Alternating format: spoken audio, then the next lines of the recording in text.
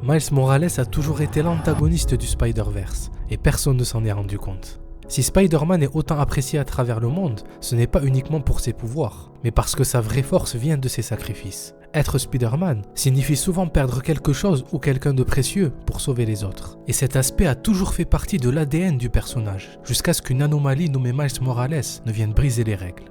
Ce qui est fascinant dans Across the Spider-Verse, c'est que les scénaristes ont fait du dilemme auquel tous les Spider-Man sans exception ont dû faire face, le cœur paradoxal du récit. Alors qu'ils ont tous accepté de perdre un être cher pour protéger le Spider-Verse, Miles lui a décidé de remettre en question et de bouleverser l'idée même qui définit le personnage. Ce qui fait de lui le Spider-Man le plus terrifiant, car il est certes le protagoniste de l'histoire, mais aussi d'un certain point de vue, l'antagoniste du Spider-Verse, et peut-être même du récit tout entier. Car si on analyse attentivement son parcours dans les deux films, on se rend compte que certains de ses actes ont eu des conséquences dramatiques, et c'est justement là que l'écriture devient brillante. Car cette ambiguïté est entièrement voulue. Et presque personne n'a remarqué à quel point les films construisent cette idée depuis le début. Dans cette vidéo, nous allons plonger en profondeur dans l'histoire des deux films, pour découvrir pourquoi le parcours de Miles pourrait cacher un secret bien plus sombre. Bienvenue dans le paradoxe. You're a mistake! Everywhere you go, you're an anomaly! You're not supposed to be Spider-Man!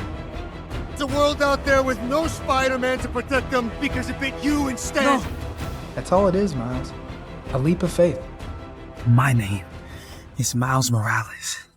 Tout commence dans Into the Spider-Verse. Quand Miles est mordu par une araignée radioactive dans les tunnels du métro, sur le moment, ça ressemble à l'origine classique de Spider-Man. Mais un détail visuel étrange nous donnait déjà un indice. Dans le langage visuel des films, ce glitch signifie une chose très précise. L'araignée vient d'un autre univers. Mais sur le moment, on n'en savait rien. Jusqu'à ce que dans le second film, The Spot, la tâche nous révèle que l'araignée qui a mordu Miles ne vient pas de son monde, mais de la Terre 42. Autrement dit, selon les règles du multiverse, Miles n'était pas censé devenir Spider-Man. Et c'est là que tout est remis en question. Si Miles n'était pas destiné à devenir Spider-Man, alors toute son existence comme héros devient une anomalie narrative, une erreur dans le système du multiverse. Une erreur qui va avoir des conséquences. Selon Miguel O'Hara, la mort d'un mentor, la perte d'un proche et la souffrance qui forge le héros est un passage obligatoire pour tous les Spider-Man. Mais ce n'est pas tout. Ensuite, on découvre que pour maintenir l'équilibre du multiverse, la mort d'un capitaine de police est également obligatoire. Et tous les Spider-Man l'ont accepté. Sauf que là où ça devient intéressant, c'est que Miles, lui, refuse. Non seulement parce que le capitaine de police qui doit mourir dans son monde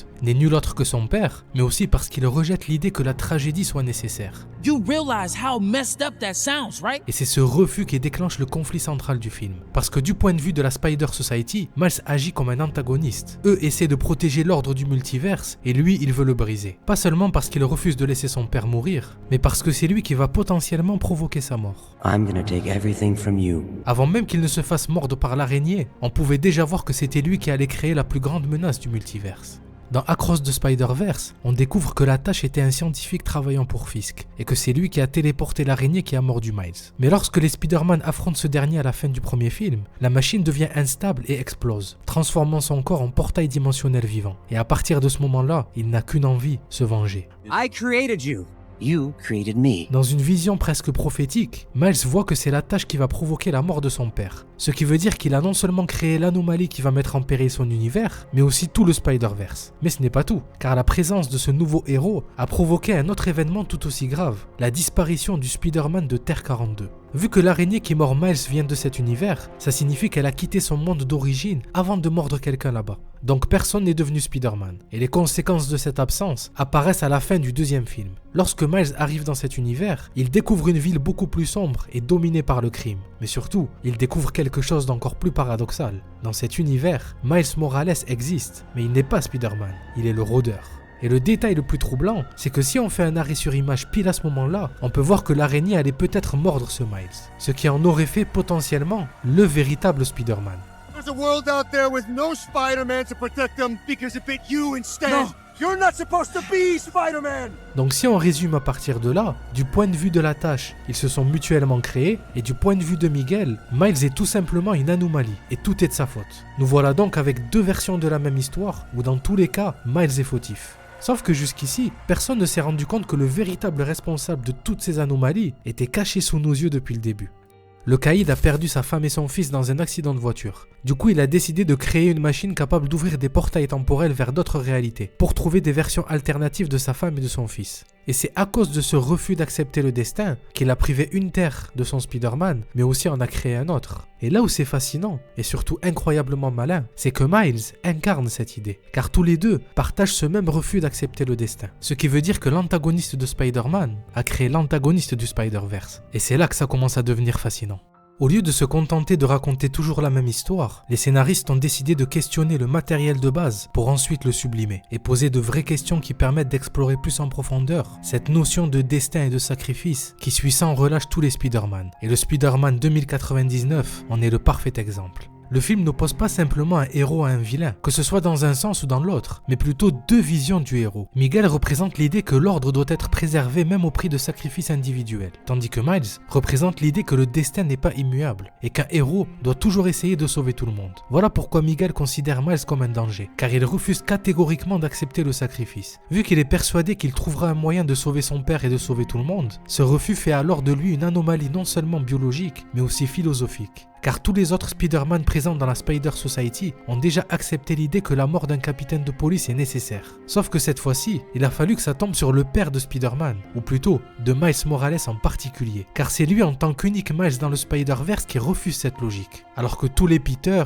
les Ben et même Gwen, parce qu'il s'agissait aussi de son père, avaient accepté cette fatalité. En fait, Miles représente la naïveté, mais aussi l'espoir qu'il existe une possibilité que les règles puissent être brisées. Même s'il est prêt à mettre égoïstement en péril une infinité d'univers, comme l'a fait le Caïd, c'est justement là que se cache paradoxalement le véritable message de toute cette trilogie.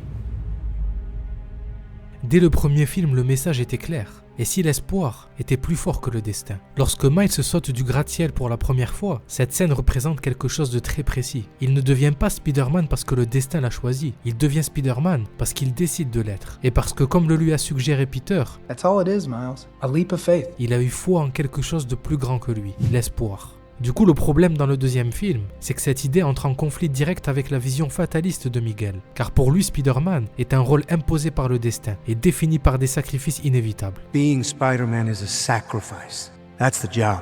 That's what you signed up for. Alors que pour Miles, c'est un choix, et c'est ça qui fait toute la différence. Ce qui veut dire que le message de cette trilogie n'est peut-être pas qui mérite d'être Spider-Man, mais plutôt comment Miles Morales va défier le destin pour faire comprendre à tous les autres Spider-Man que ce n'est pas leur sacrifice qui les définit. Et si Spider-Man parvient à sauver son père sans détruire le multiverse, alors toute la philosophie des Spider-Man pourrait être remise en question. Et c'est peut-être pour ça que son existence dérange autant Miguel, parce que Miles représente quelque chose de dangereux. What's up, Danger? L'espoir et la détermination, deux variables qu'on ne peut pas contrôler. Voilà pourquoi ce Spider-Man est terrifiant à ses yeux. Car Miles est l'antagoniste du destin, des probabilités, des certitudes, des statistiques et du danger. Ce qui veut dire que l'anomalie la plus dangereuse du Spider-Verse est simplement un jeune homme qui refuse d'accepter que la tragédie soit une obligation. Depuis toujours, les histoires nous parlent de destin, de prophéties et de futurs déjà écrits. Mais ce qui rend certains personnages inoubliables, ce n'est pas leur pouvoir, c'est leur refus d'accepter l'inévitable. I am inevitable. Car chacun d'entre eux a entendu la même chose, tu n'y arriveras jamais. Mais malgré tout, ils n'ont pas cessé de croire. Alors la vraie question n'est peut-être pas de savoir si le destin est immuable, mais plutôt de savoir si nous aurons le courage de lui faire face. I am Iron Man. Car rien n'est impossible. Même si on a l'impression d'être une anomalie dans le système et que tout est contre nous, on doit quand même s'accrocher et ne jamais baisser les bras, peu importe la difficulté. Si Spider-Man fait partie de mes héros préférés, c'est parce qu'il ne cessera jamais d'inspirer, peu importe qui se trouve derrière le masque. Et je ne saurais pas mieux vous le décrire que Spider-Man lui-même. Stan Lee says that the reason why Spidey is so popular is because all of us can relate to him, and I agree. I needed Spidey in my life when I was a kid, and he gave me hope. And upon receiving his power, unlike most who become corrupted, he used it for good. And I think we all wish that we had the courage to stick up for ourselves more, to stick up for a loved one more, or even a stranger you see being mistreated. And Peter Parker has inspired me to feel stronger. He made me, Andrew, braver. He reassured me that by doing the right thing, it's worth it. It's worth the struggle, it's worth the pain, it's worth even the tears, the bruises and the blood. And he has inspired countless people, girls, boys, men, women, all of us. And he has saved lives, and he saved my life. Si t'aimes ce genre de contenu, n'hésite pas à t'abonner, à laisser un petit pouce bleu et à activer la cloche pour ne pas rater les prochaines vidéos. Merci pour la force. Sinon, tu peux aussi aller checker celle-ci. Allez, prends soin de toi et de ta famille. On se dit à la prochaine. Salut!